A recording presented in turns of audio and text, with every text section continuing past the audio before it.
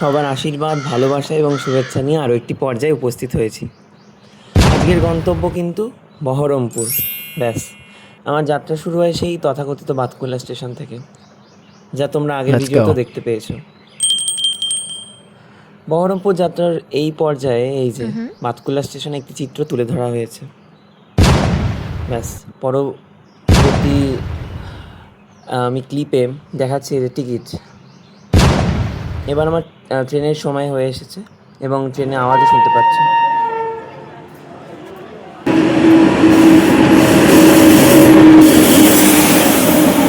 মানে এই ট্রেনটি কিন্তু অন্যান্য দিন প্রায় 45 মিনিট অথবা 50 মিনিট দেরি করে আসে, কিন্তু আমার লাক যেহেতু ভালো ছিল তাই ট্রেনকে 15 মিনিট দেরি করেছিল। মানে একদম নির্ধারিত সময়ের চেয়ে 15 মিনিট দেরি করে এসেছিল, তাও যথেষ্ট দেরি অন্যান্য সময়, কারণ 15 মিনিট একটা ট্রেন অনেকটা দূরত্ব অতিক্রম করে। ট্রেনে উঠে নিয়েছি পাঁপড় খেতে খেতে, ব্যাস পৌঁছে গেল বহরমপুর কোর্ট। পরবর্তী ভিডিওতে তোমাদের ক্লিপগুলো দেখাবো।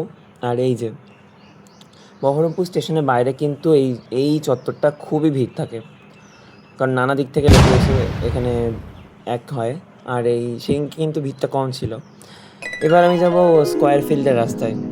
তো স্কোয়ার ফিল্ডের রাস্তা যাওয়ার জন্য দেখতে পাচ্ছ অনেক টোটো দাঁড়িয়ে রয়েছে, কিছু টোটো চলেও যাচ্ছে।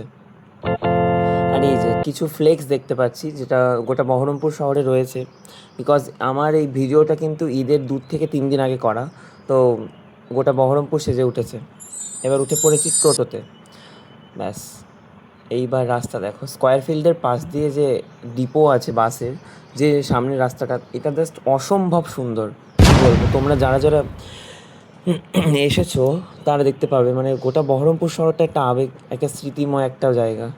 এই যে লাল দিঘির মিনি ভার্সন দেখতে দেখতে চলেছি টোটোতে। ব্যাস, এইবার দেখো, এটা বহরমপুর পুলিশ স্টেশন।